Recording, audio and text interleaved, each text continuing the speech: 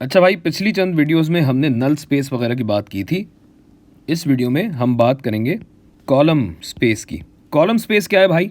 कि अगर आपको एक मैट्रिक्स दूं मैं, सपोज मैट्रिक्स ए, तो इसकी जितनी भी रोज हों n इसके कॉलम होंगे। यानी अगर मैं एक एलिमेंट लेता हूं इसका v1, ये v2 होगा, और चलते चलते कितने v हो सकते हैं? जाहिर है जितने कॉलम होंगे उतने ही एलिमेंट्स हो सकते हैं ना, यानी n इसमें एलिमेंट्स या n अज्जा इस मैट्रिक्स के हो सकते हैं। और m रोज होंगी तो जाहिर है यही कॉलम फिर m रोज में तकसीम होंगे। तो मैट्रिक्स A की कॉलम स्पेस क्या है, जिसको हम CA कहेंगे, ये इन सारी V वैल्यूज को मिला के ये वो स्पेस है जिसमें ये सारे V शामिल हैं, और इसको कहा जाता है स्पैन। यानी V1 से लेके V2 V3 वगैरह कहाँ तक जितने हमारे पास V होंगे वो सारे इस स्पैन में शामिल होंगे, और ये पूरा स्पैन कॉलम स्पेस कहलाएगा। अब फर्ज कीजिए कि मैं एक वेक्टर A कहता हूं जो कि इस कॉलम स्पेस पे मुश्तमिल है। तो इस A में क्या क्या आ जाएगा भाई? जो भी स्केलर मल्टीपल होगा V1 का। अच्छा, याद रहे कि ये V जो हैं वो सारे के सारे वेक्टर्स हैं। तो इस A की अगर हम बात करेंगे तो इसमें ये सब चीज़ें आ जाएंगी, C2 V2 कर आगे कितना CN VN तक जाएगा ये। और अगर मैं इसको एक स्केलर से मल्टीप्लाई कर दूं तो सारी जगहों पे यही स्केलर मल्टीप्लाई भी हो जाएगा। गोया वेक्टर ए का कोई भी साइज हो, यानी कोई भी स्केलर मल्टीपल भी अगर यहाँ लगा दिया जाए तो ये भी इसी कॉलम स्पेस में शामिल होगा। अच्छा, अब इसी तरह अगर मैं एक और वेक्टर लूँ, वेक्टर बी, और ये भी मैं कहूँ कि इस कॉलम स्पेस पे अगर ये मुश्तमिल है तो बिल्कुल ए की तरह बी भी क्या हो जाएगा। मैं अगर यहाँ पे इसका कांस्टेंट, इसको भी बी कह दूँ, तो B1 V1 plus B2 V2 वगैरह वगैरह BN VN तक।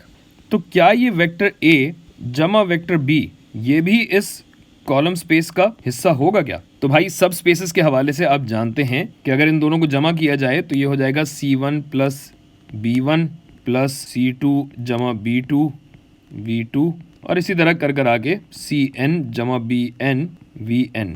गोया ये भी बिल्कुल दुरुस्त बात है कि A प्लस बी भी इसी कॉलम स्पेस में पाया जाएगा। अब इसकी नोटेशन के हवाले से अगर बात की जाए तो ये जो मेरा मैट्रिक्स X है, इसको अगर मैं किसी भी वेक्टर से ज़रब दूं जहां ये वेक्टर X रियल नंबर हो और N कॉलम रखता हो, तो ये नोटेशन बन जाएगी इसकी, इस स्पेस की। और इस स्पेस को अगर मैं खोल के देखूं तो बेसिकली क्या है, इसको ऐसे खोला जा सकता है कि भाई अगर मैं वेक्टर X से यहाँ ज़रब दे दूँ, साइड पे हूँ भाई, तो इसमें क्या होगा, X1 X2 ये भी कहाँ तक जाएगा, ये N तक जाएगा। तो इसकी जो ये स्पेस बनेगी वो ये बनेगी कि भाई ये जो सारे V's हैं ये सारे X से ज़रब दिए जाएंगे।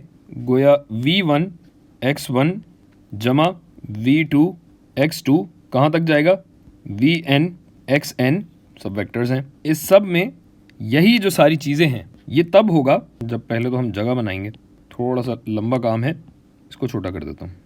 हाँ तो भाई ये तब होगा जब X1 X2 वगैरह वगैरह XN तक ये तमाम असल नंबर होंगे।